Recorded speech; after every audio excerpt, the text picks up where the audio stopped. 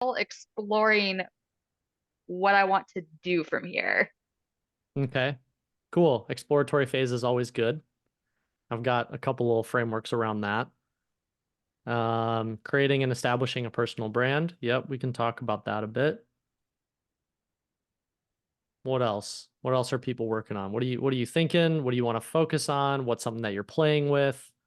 What's an industry you're interested in? Give me some stuff to play with here.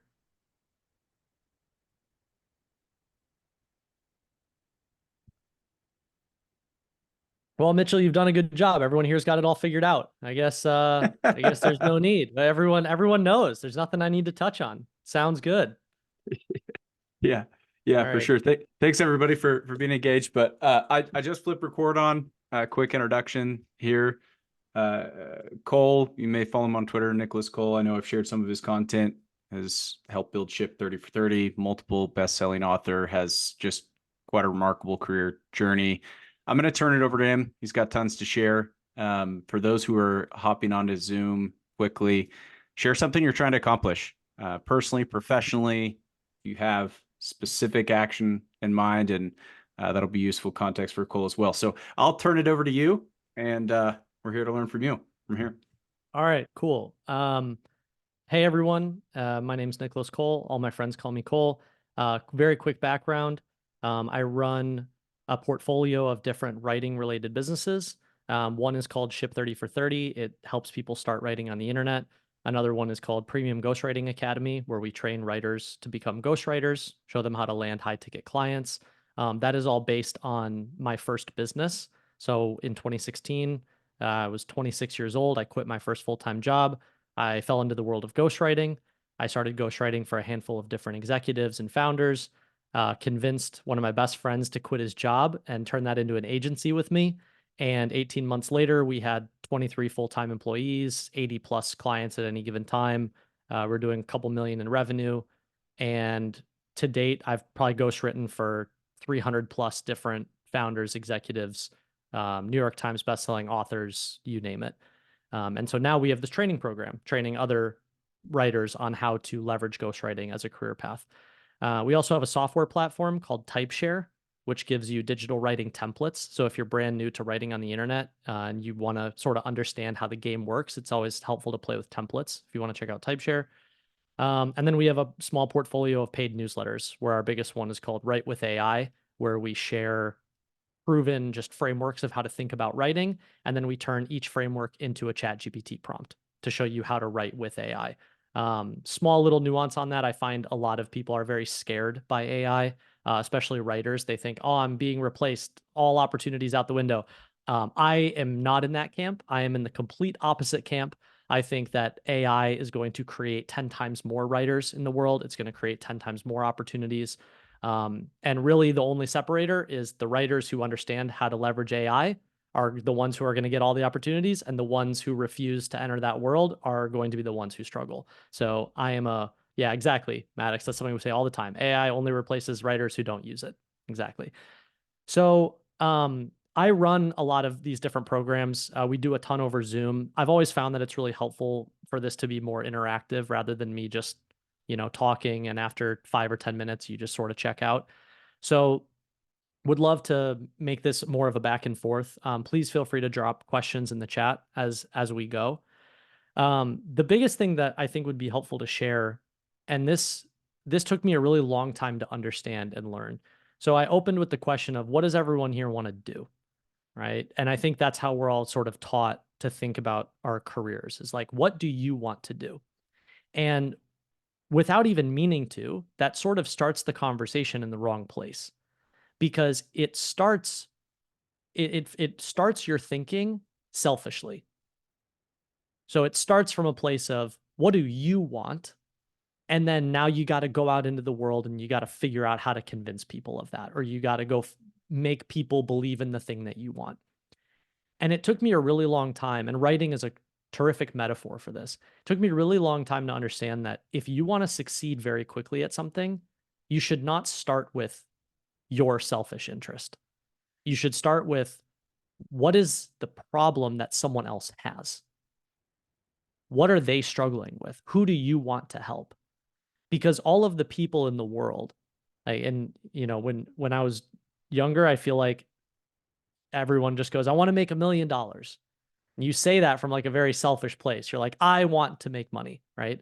But all of the people who have an impact, who make a lot of money, who are memorable, who push their category forward, who contribute some sort of new thinking to whatever it is that they're doing. The reason they unlock those outcomes is not because they wanted it. The reason they unlock those outcomes is because they went and helped lots of other people. So the thing that you want isn't the starting point. It's the outcome, right? It comes after you do something. So a really great question for everyone here is, okay, you knew how to answer, you at least had a starting point of what do you want to do? But the real question is, who do you want to help?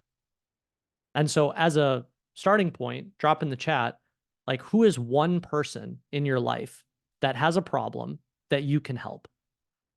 And it's natural that everyone goes, I want to be a thought leader in my industry, or I want to build a huge personal brand, or I want to build an audience, or I want like this huge thing. And really the starting point is, well, I noticed my cousin's been posting on LinkedIn and isn't doing a very good job.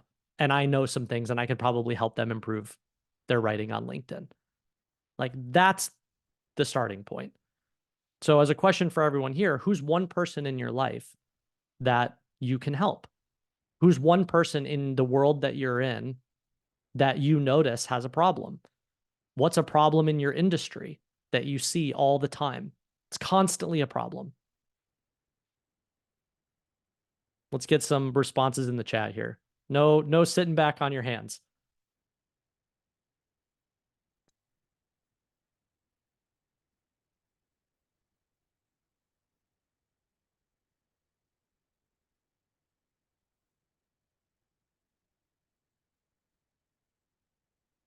Okay, Elise, amazing example.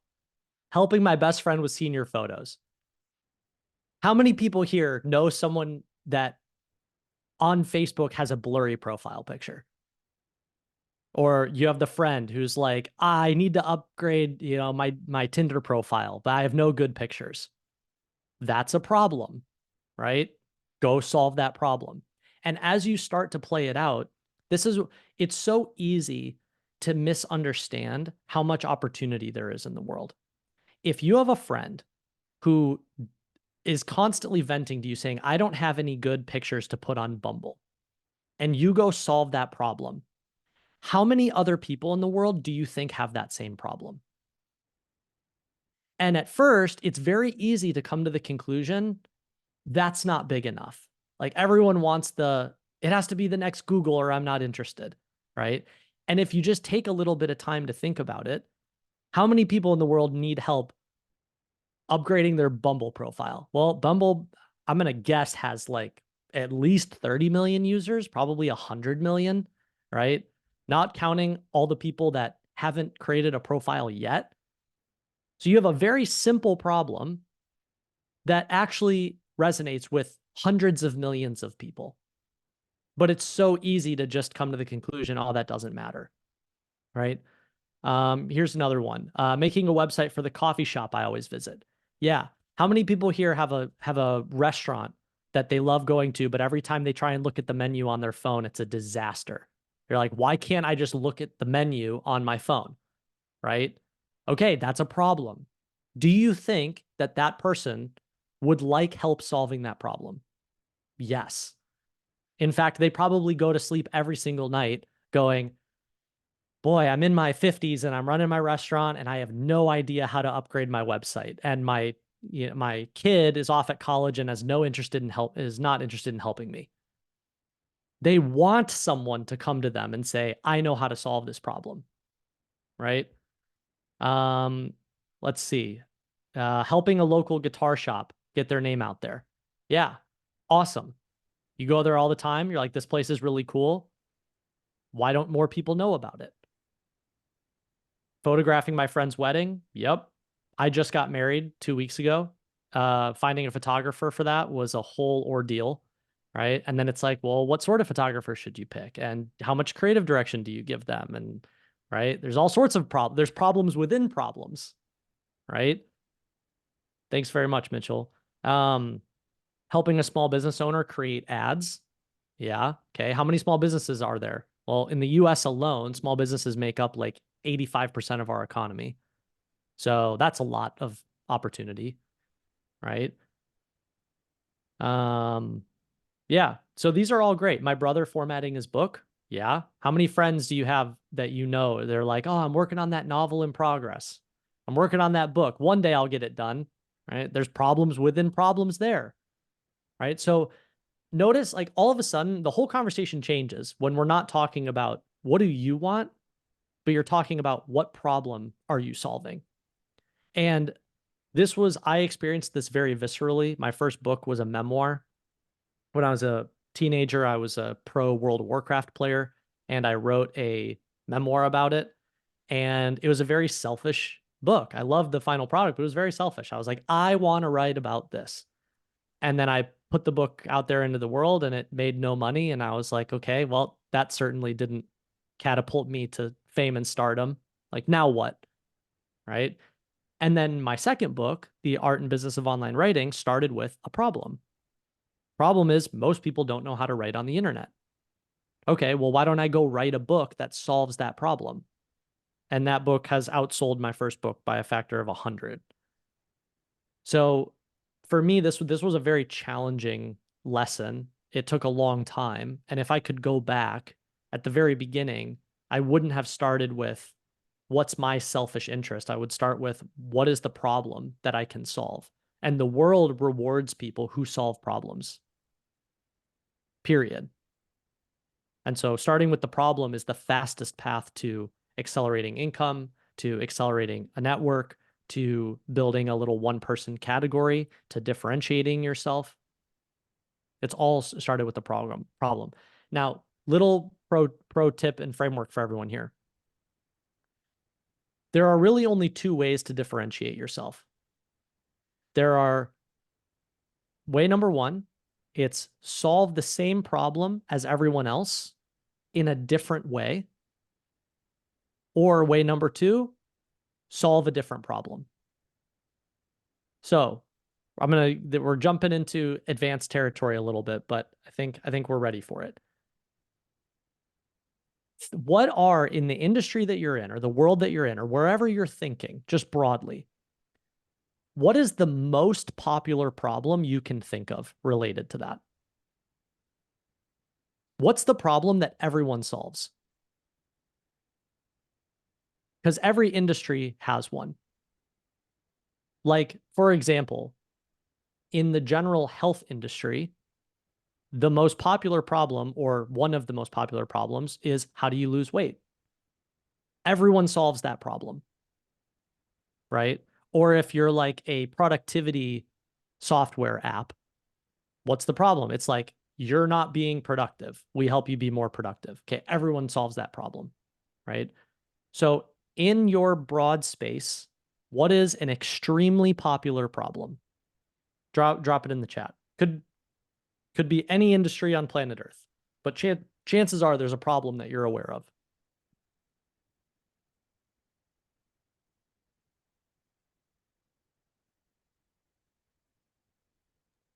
I'll just pipe up since nobody's talking. Um, so when I was in sales, a big problem that we had is how do you send emails that people respond to? Mm-hmm. So a lot of times you don't get very good response rates. I would send 1,000 emails in 2 weeks and then have 5 people respond. Okay, amazing. Very popular problem, right? It's challenging when everyone solves that problem to say, I solved that problem too, right? I don't know if you remember it. I might be dating myself here a little bit, but 5, 6, 7 years ago, something very new happened in that exact same space.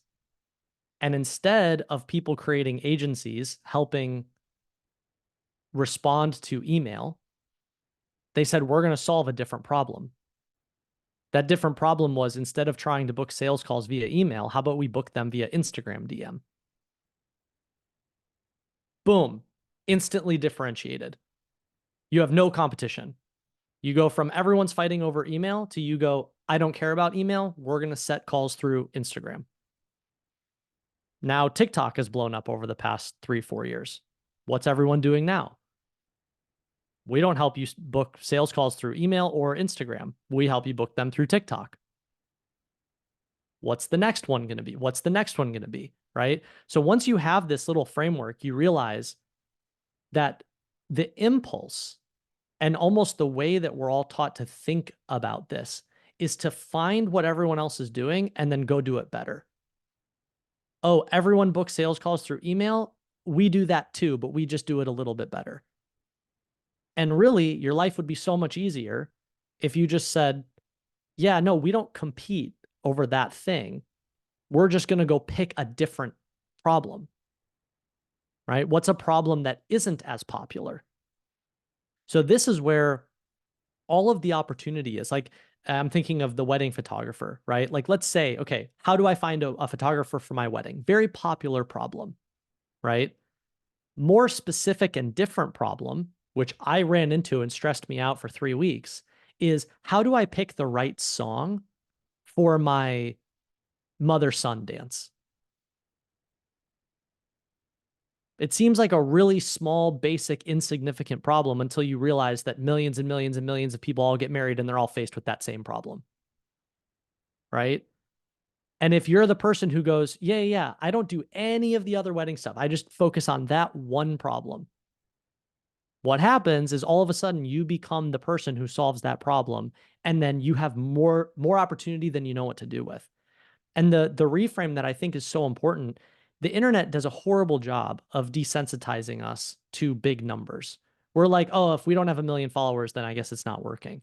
If I told you that 25 people wanted to work with you tomorrow, you would have a panic attack. You couldn't service 25 people tomorrow, right? You probably couldn't even service 5 people tomorrow. So we all think we need so much more opportunity than we actually need. And if you just pick a specific problem, it's a different problem than the problem that everyone else is focused on solving, and you get 5 people who want your help, all of a sudden you're like, well, not only am I completely maxed out on time, but I just, 3x'd, 5x'd my earnings. And now I have a whole 1-person category and I'm differentiated and I'm off and running. So a lot of these things, they're so simple that we make them complicated. We almost think it needs to be harder than that. Like I need some giant thing to happen. And it's not that at all. It's just starting with a problem, looking for, is there a different problem I can solve? And then going, I'm the person who does that. I don't do anything else except for that.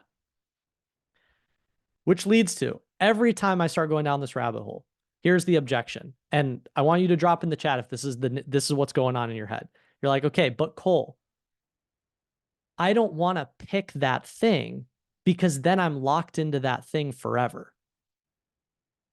Right? If I pick that, then I become that person and there's no way that I can pivot out of that. Anyone have that objection going on in their head right now? Yeah?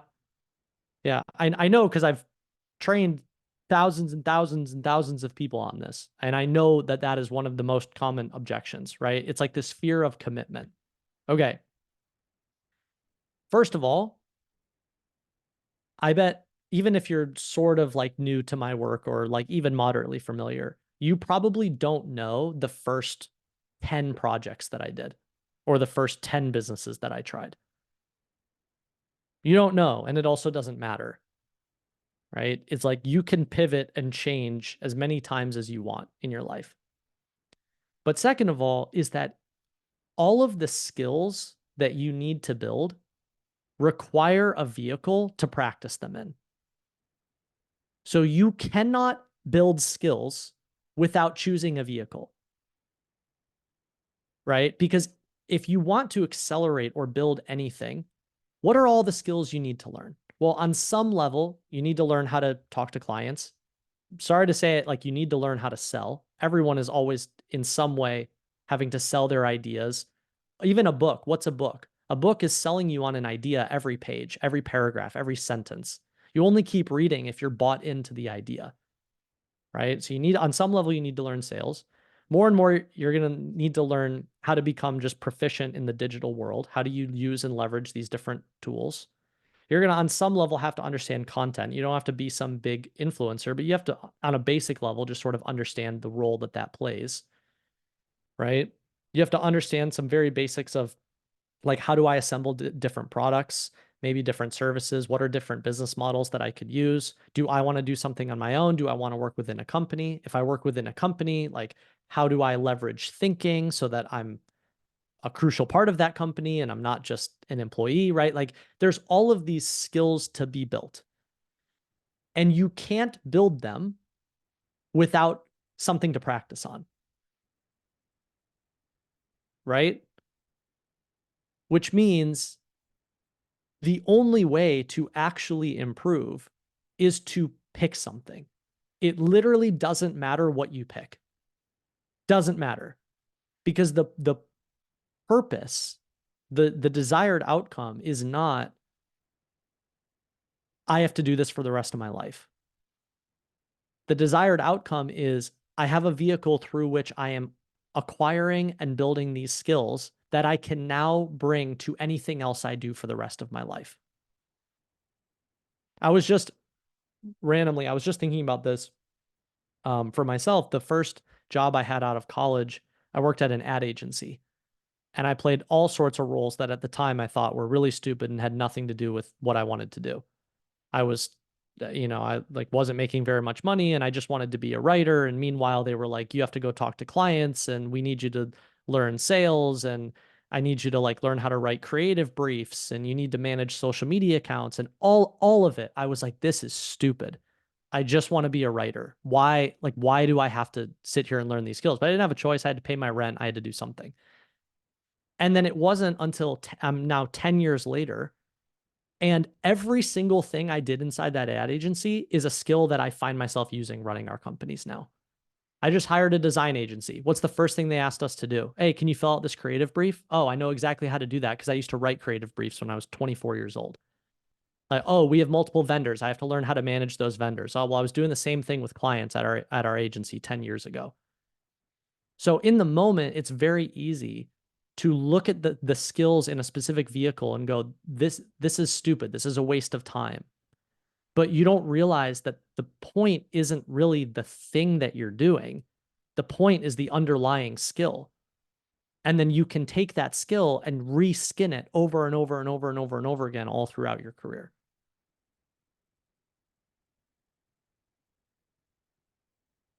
Maybe do a little pause. Any questions? Anything worth jamming on more? I want to make this as valuable as possible for all of you. So let me know if there's anything you'd like me to expand on or dig into.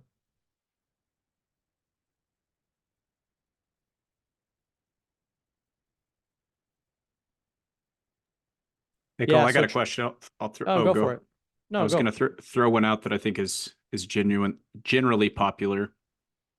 Any advice on picking that first thing, that first vehicle to practice your craft?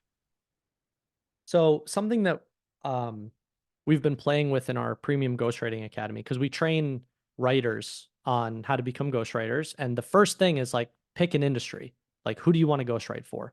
Which of course, everyone runs into the same problem, right? They're like, if I pick an industry, I'm stuck forever, right? And I think a very easy place to start is in the beginning, step one, your niche is your network. So what that means is if you go, how do I pick? How you pick is the first person that you know who says, I could use your help. That's how you pick.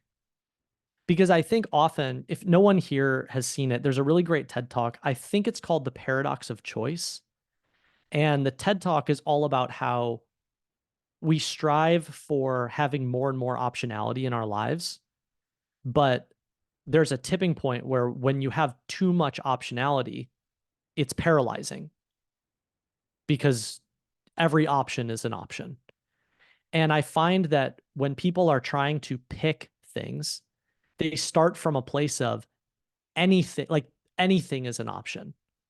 And the reality is that's not actually true, right? Like, could you really help an Olympic swimmer and a teacher and a Silicon Valley software engineer and a school president, like all at the same time? No, of course not, right? Like there's things you know about and there's things you don't. There's people that you know, there's people you don't know.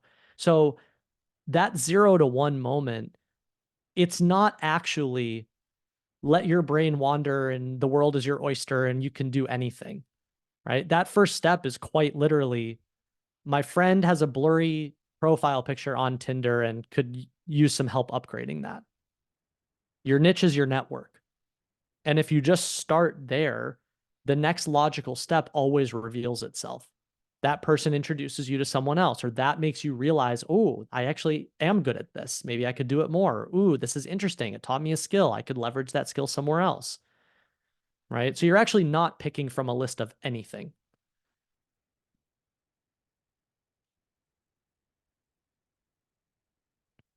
Sarah, this is a good question. What are some tips for repackaging your skills to market yourself for different roles outside of the role you began in?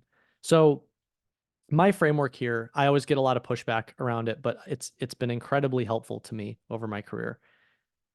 My framework here is anytime you want to do something different, the fastest way to accelerate that is to go do it for free once.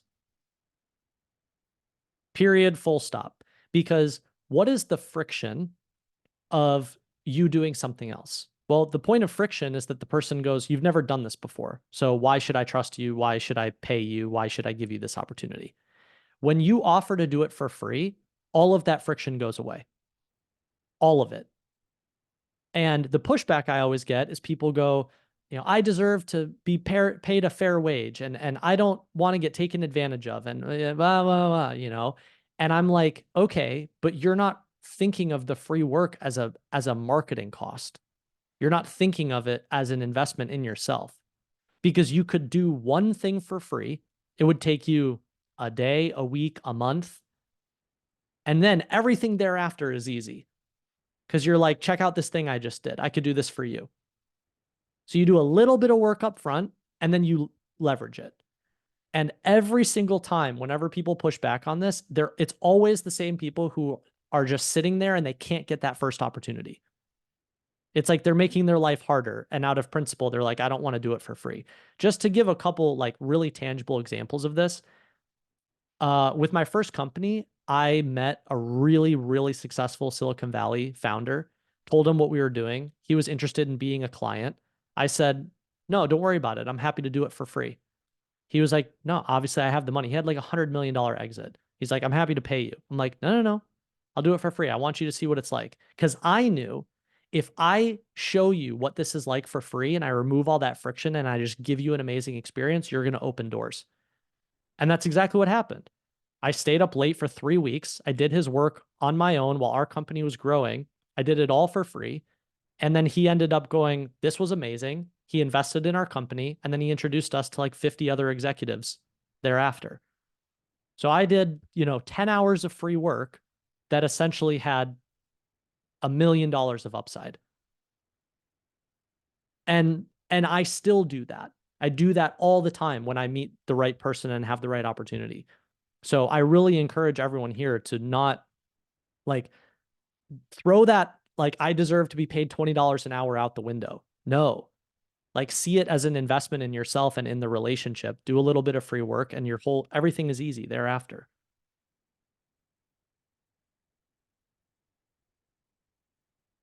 Yeah, Waris. So some moments were experienced rapid growth in a short span of time. Yeah, I mean, I'm happy to, but is there anything in like what would be helpful about that to you? Like, is there anything that you want to know in specifically with that? Because I've had a I'm handful of actually them. just curious about I'm just curious about your personal growth and career. And obviously, you've been a great copywriter, so I'm more interested towards that path, basically. Yeah, I mean, all of the periods of the most intense growth were the result of me signing myself up for things that I don't think I was ready for. I had a really great mentor in Chicago who used to say, if you want to be entrepreneurial at all, say yes and then figure out how to do it later. And I watched him do it. You know, I watched him say yes to things that like I knew he had no business saying yes to, but then I would sit in his office with him and watch him figure it out. And I think that had a huge impact on me. And so all of the periods of personal growth, like when I started ghostwriting for people, I was 26 ghostwriting for people worth $1 billion. Like I was so far in over my head, and it asked a lot of me. I was like, in order to write something really great, I don't know anything about what I'm writing about. I would stay up late. I would wake up early. I was writing articles in airports and cabs and like wherever I was like, this person needs this. Like it was so much of say yes and figure out how to do it after. And I think a lot of times like we're taught that that's wrong. We almost think that we're like lying, you know, or like that's immoral or you shouldn't do that. You should only say yes to opportunities when you're ready. But the honest answer is like that's not how the world works. And the world works like the people who kind of take that risk and go, I'm going to say yes to this and figure out how to do it. You will grow more doing that than almost anything else, way more than studying or like reading books or anything. And this is also true in companies. It's like taking it upon yourself to start doing a role that's outside your scope. You're like, this is what I want to do. I'm not going to wait for someone to give me permission. I'm just going to start doing it. And I'm going to start sharing ideas and I'm going to start sharing things that I create, you know, or taking a job promotion when you're like that definitely requires some skills that I don't know that I have. Great. You want to know the fastest path to getting those skills? Accepting the job. And then you're going to figure out how to get those skills really quick, you know? So I think I'm a notorious procrastinator.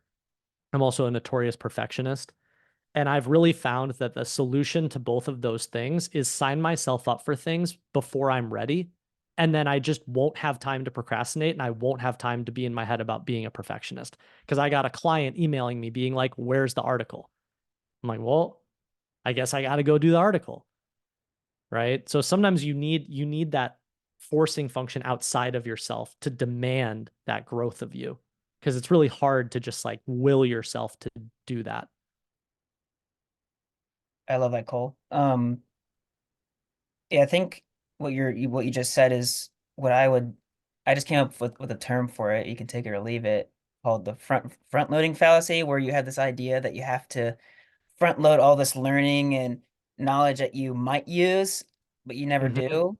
But that thing you just said where you just sign yourself up, you say, yes, I'm going to do it, and then figuring it out later, what that does is it's this problem first mentality. You set the problem Yes. before you, and then you can use your mind to collect every resource you need and read it as you solve the problem.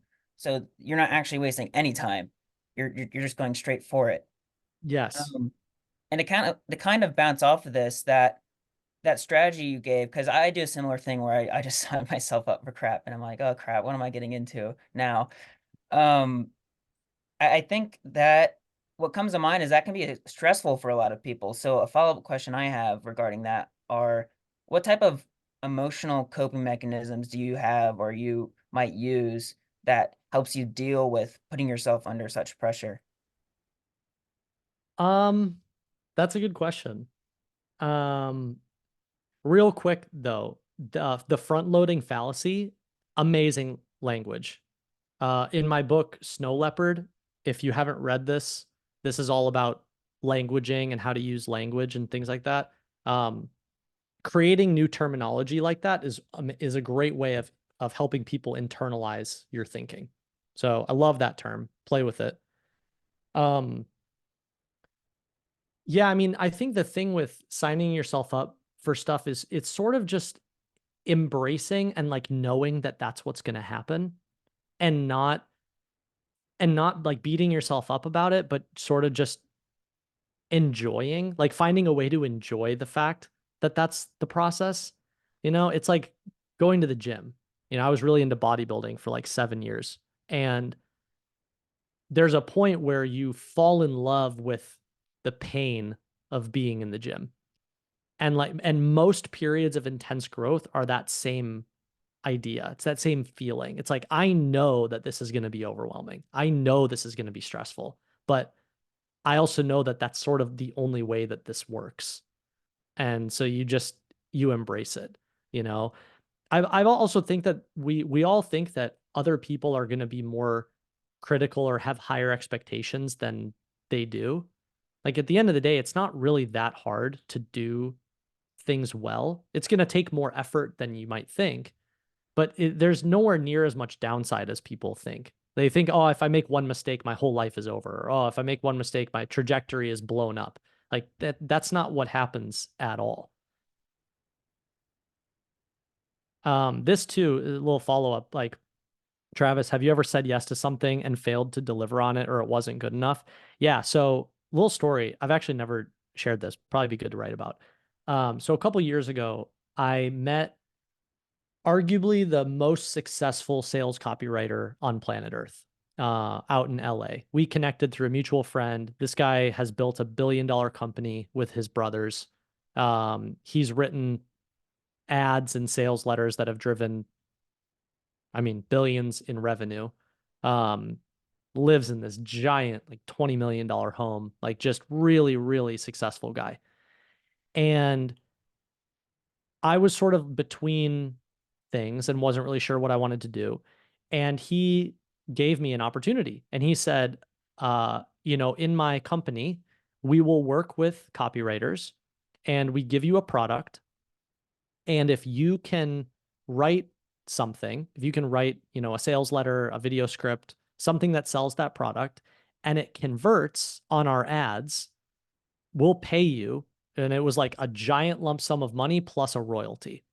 So there were a lot of their copywriters who were making hundreds of thousands or millions of dollars a year writing really great ads. And at the time, I was a younger writer, not as good as I am today, I think. And he gave me the opportunity. He gave me a product. I worked on it really hard. They tried it and it didn't convert. It didn't work. And he kind of had to come back to me and go, thanks for trying. This didn't work out. And, I think he was hopeful. He really believed in me and he thought it would be good. I believed in myself. I didn't really know what was going to happen. That was a period of intense growth because I was spending a lot of time trying to figure out how to do this new skill. And by every definition, it failed, And I think there are a lot of people who would experience something like that and think, I'm horrible. My trajectory is over. I've burned this bridge. This is never going to work, like, blah, et cetera. It's a negative outcome, negative outcome, negative outcome. And really all that happened was he was like, thanks for trying. If you want to keep getting better at this skill, I encourage you to, study up on these things. I think these are some things you could get better at. And we only became better and better friends since then. Now he's one of my closest friends and we talk about writing all the time. And I learned a tremendous amount from him. So in no way was it a net negative. It was a giant net positive, even though I quote unquote failed at the opportunity. And I think looking at things that you experience, not as I failed, but like, what did you learn? As long as you learn something, it's not, you didn't fail at anything, Yeah, these are great. What other questions? Drop them in the chat. Let's rapid fire here.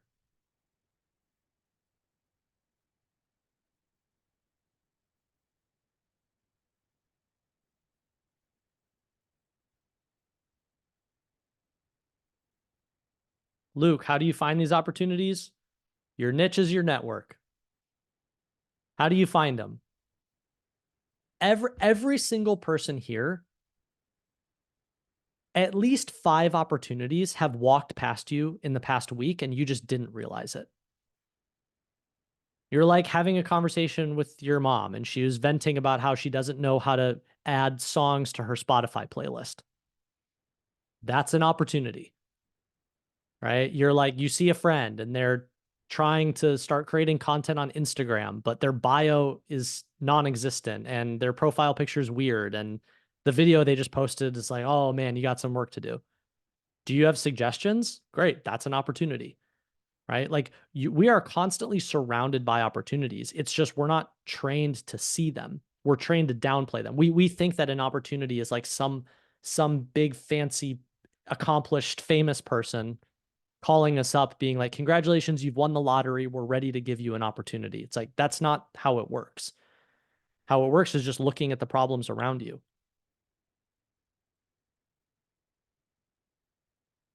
Danny, that's a great question. How did I settle on ghostwriting? So I quit my job. I worked at this ad agency. I quit my job when I was 26. And when I quit, I didn't have a plan. I was just sort of like, I have 2 months of runway saved up and I've gotten pretty good at writing.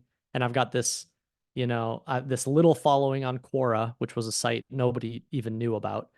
And I just sort of thought I'm just going to find clients as a freelance writer. And in the beginning, I did all sorts of stuff. I wrote blog posts. I did random social media strategies for like a yoga instructor that I knew down the street in Chicago. Like, your niche is your network. I was just asking every person around me, like, can I help you?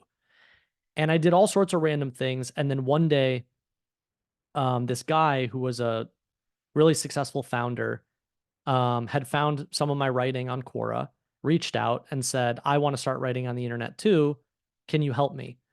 And I said, sure. I have no idea. I think I charged him like $100 for my first article, which felt like I was asking for so much money. I was terrified to ask for $100. And, meanwhile, 2 years later, we ended up charging like $3,000 an article. So just to show, it's like you start and then you iterate and then you keep going from there. And he was the one who said to me, I did the first article, he really loved it.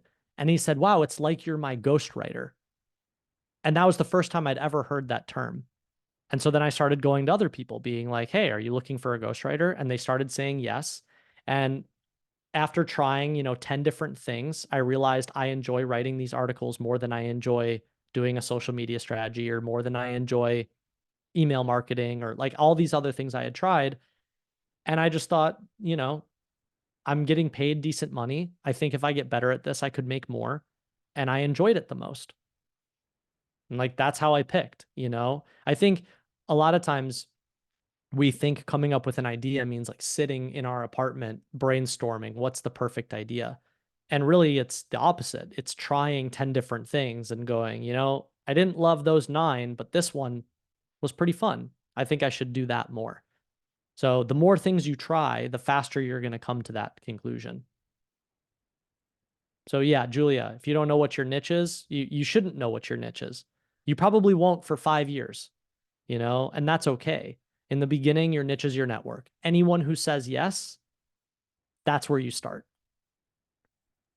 Thank you. That's super helpful.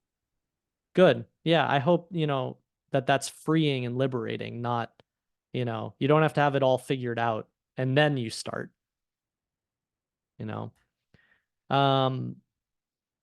Maddox, I run a community blog at a nonprofit. What's an easy way to find good writers? After that, what's a good way to convince them to write for you? Help them hone their writing. Yeah. Okay. So, how do I teach hiring in 45 seconds? That is a rabbit hole, a multifaceted skill. If you're looking for writers, we have tons of writers coming out of PGA that might be good fits. But a good way to convince them to write for you or help them hone their writing skills. So I don't think you can convince anyone of anything. I think it's really all a question of whether they're open to being educated or not. So when I was hiring writers, one of the things that I would look for, one of my go-to interview questions was, what are you writing on your own? If you're not writing on your own, chances are it's going to be very hard for me to motivate you to care about the writing I'm asking you to do. And I always found that people who just intrinsically wanted to write, they just were curious about writing. They were the ones who wanted to be educated and they wanted to get better and they wanted to hone their skills. Whereas the people who were like, writing's my day job, they were horrible. They were our worst hires. So I'm in everything I do, I'm always looking for the person who's intrinsically interested. Like we just hired a lead editor for our YouTube channel. And my first question interviewing all of the editors was, how much time do you spend obsessing about YouTube? Do you live in that world? Like, if so, that's what I want. That's what I want. I don't just want someone who's like, yeah, I'm available for hire. I can do YouTube videos. No, I want someone who's like, I literally go to bed at night looking at YouTube analytics because I'm so fascinated by it. That's what I want. You know? And so for everyone here, there's two ways of hearing that. It's like, one, how can you be that way about your thing? Right. And again, it can change, but whatever thing you've picked for now, how can you obsess over it? And then when you're hiring other people or you're trying to find other people to work with, how can you find that person? How do you convert those small opportunities, helping a friend, et cetera, into something that can help you advance your career? It is all the art of trading up. So if you notice, like every successful business consultant, coach, author, everybody, like what do they all do? They all talk about the last thing they did. They were like, I just did this, right? Or I did this really cool thing a while ago. And they just keep leveraging up, leveraging up, leveraging up. So all you're doing is the same thing. You're like, I went and helped my friend upgrade their profile picture on Tinder. My friend said that they have a friend's dad who just got divorced and is trying to start dating again. And he said he needs help upgrading his Tinder profile. Oh, can you put us in touch? And then when you talk to the dad, you're like, hey, yeah, I just helped, Susie over here. And look at how much better. This is what it looked like before. This is what it looks like now. So much better. I could do this for you. He's like, great. And then you help the dad. And then the dad's like, I've got a business partner. He just got divorced the second time. He's trying to get back out there on the market. Okay, well, great. I can go help him. Put us in touch. Right. So it's all, you're just trading up, trading up, trading up.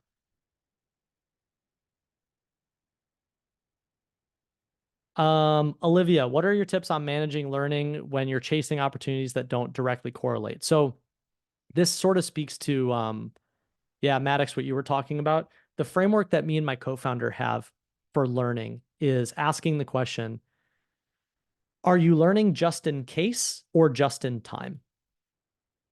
Just in case learning is like, oh, this is really interesting and I don't really know how this is going to apply to my life or my career, but maybe I'll use it sometime in the future. Just in time learning is, I just signed a video editing client and they want me to do a certain type of transition and I don't know how to do that transition. I better go figure out how to do that transition. And I am a strong, strong believer that just in case learning ends up being a waste of time. Because again, you're learning, but you don't have a vehicle for it. So you internalized information, but you can't do anything with it. Whereas just in time, if you're constantly doing the thing that's just in time, you're always growing. Because you're always, next problem, I don't know how to do it. Now I know how to do it. Next problem, I don't know how to do it. Now I know how to do it. And your rate of improvement is so much faster. So I actually would encourage everyone here, it's so easy to convince yourself, like, I need to learn more before I get started. No, you start and then you begin learning. Waris, how do you approach social media, LinkedIn and Twitter? What are your general strategies and perspective while creating posts? So the easiest framework here is, don't think of creating content as creating content. Think of it as your friend just asked you to grab coffee to pick your brain about something. What are all the things you would tell them? Okay, all the things you would tell them, that's what you should create content about. I think oftentimes we think, there's a copywriting rule. If you create something for everyone, you end up creating something for no one. Right? And so a lot of times people think about this idea of creating content as, how do I create content for everyone? And as a result, you end up creating things that don't resonate with any individual person. And so you will be so much more successful if you, again, like, put it in the real world. Your friend calls you up. You've created a website before. Your friend's like, I need to create a website for XYZ. Can we grab coffee? Can I pick your brain? What are all the questions they would ask you? And what are all the things you would tell them? Every time you have a coffee conversation, you repeat these things over and over again, right? It's manual. So when you connect with someone new, what do? You grab coffee. They're like, tell me a little bit about you. What do? You say the same things you always say. You're like, oh, I went here for school, or oh, I grew up in this hometown, or, I've always been really interested in X. Little fun fact about me is, but you're manually repeating yourself. What is the internet? The internet is the ability to automate that. So instead of you repeating yourself over and over and over again, you go write about it once or twice or 3 times. And now you're saying that to lots of people, right? So the internet is just you scaling yourself. And so I think the general framework is, don't think of it as creating content. Think of it as you're having coffee with someone. How are you helping that one person? Go turn that into a tweet. Turn that into a reel. Turn that into a long form YouTube video. And then you will find the internet's job is to go find all the people like that person you're talking to. That's what the internet's great at.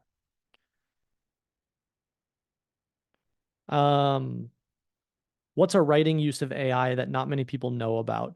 I mean, I think we're so early with AI, and the news makes it seem like all of a sudden AI is everywhere. And I think it's really important to internalize that the vast majority of people on planet Earth don't even know how to organize their Gmail. Right? Or they don't even know how to set up a playlist on Spotify, or they don't even know how to send a Slack message, or they don't even know how to thread messages in Slack so that way it stays organized. So again, it's so easy to just jump to, oh, I guess AI is everywhere and we're all automated and we're all out of a job and life's over. Right? And in reality, AI has touched less than 1% of the world. And so literally any use of AI right now means you're living in the future. Any. And how many opportunities are there going to be to help people? A lot. The thing that I've been writing about is, why I'm so confident that writing and AI is going to be very powerful together is, in order to use AI, what do you have to do? You have to write. You literally can't use AI if you don't know what to tell it. So the bottleneck to using AI is your ability to clarify your thinking and then share that thinking via words. So as more and more people adopt AI and more people have specific things, I need AI to solve this problem, and wait, my business does something different. I need it to solve this problem. Every single one of those problems is going to need a writer to prompt AI to say, this is how you're going to solve this problem.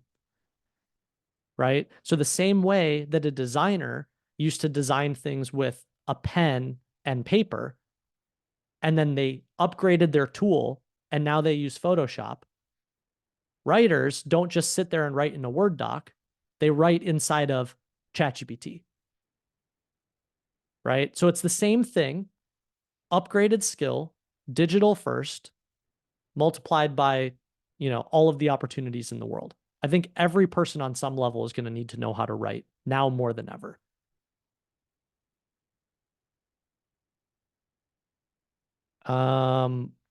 Eric, what key lessons have you learned from your experiences as an entrepreneur? Boy, too many to count. We don't have 28 hours to go through it. But I really, kind of the same thing we've been talking about. The biggest thing is start before you're ready. Say yes to things before you know how to do them. Realize that all of your learning starts after you've decided to begin, not before. Anytime you catch yourself going, I just need to map out this plan, then, wrong. Start and then go. Right? We have a saying in Ship30 called, you can't steer a stationary ship. Meaning, you can't just sit in the harbor on your ship waiting, going, I'm not going to leave the harbor until I have my perfect trajectory to that island over there. Right? Because what happens? You come up with your plan, You pull your ship out of the harbor, and then it starts storming. Okay, well, now your plan's ruined, right? So you can't steer a stationary ship. You have to get moving, and then things reveal themselves over time. All right, couple more. Nice. We're flying. What is a writing tip you received that changed the way you write? Write the headline first. I think everyone thinks that the headline is what you do last. It's almost like you write and then you put a little bow on top, right? And really, the headline is the forcing function for whatever you're writing. If you can't say what you're trying to write in 10 words in that headline, you're not going to know what you're trying to say in 1,000 words. It's just going to be, you're just meandering. You're just trying to figure it out. So the headline is actually a really great vehicle to figure out how to say what you're trying to say. And actually, I will pull this here because this just went live today. I just put out a whole video walking through exactly how to write the perfect headline, if anyone wants to watch that later. But these are the pieces. This is my framework for assembling headlines. You might find that really helpful. Yeah, the phrase writing is thinking. So the most valuable part of writing is not how many words you write. The most valuable part of writing is not even like how beautiful the sentences are. The most valuable part of writing is you saying something different. It's you making the reader go, I didn't think about that. Right? Why do we recommend the books we recommend? Or the things that, books or videos or whatever we consume that teach us something.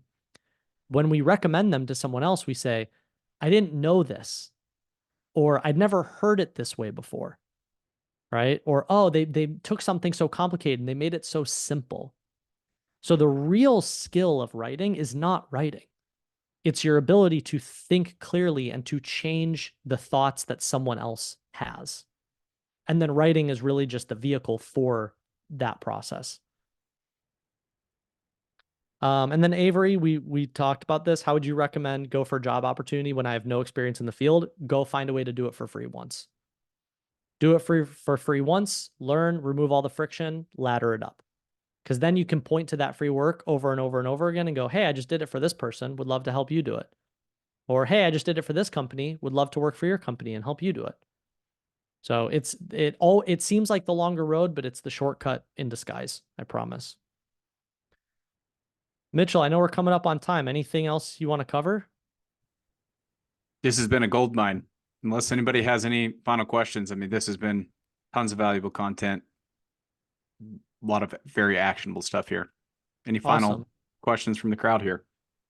Yeah, I'm happy to, if people have more questions, I'm happy to stick around for another 10, 15, but just want to make sure we cover everything. Awesome. Good. I'm glad. Plenty of ideas. Yeah, man. Well, I just want to genuinely thank you for your time. This has been incredible.